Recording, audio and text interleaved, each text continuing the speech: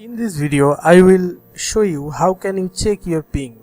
To do that, you have to go to the search bar and type CMD. Then this will appear and you have to click here.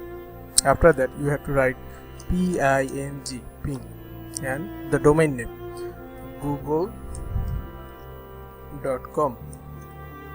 When you click enter, you will see your ping.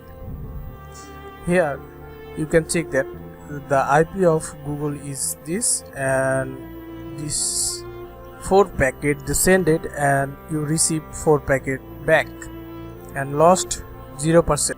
If you have any internet connection issue, then you will see the losses here. That's how you can check your ping. Again, I am typing another domain, which is fb.com. You will see your ping from here.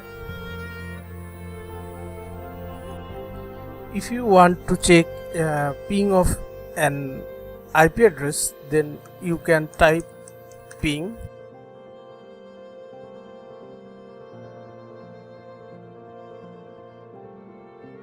type your IP address, then press enter. Then you can check the ping from here. So thank you for watching this video. For more videos like that, please do subscribe.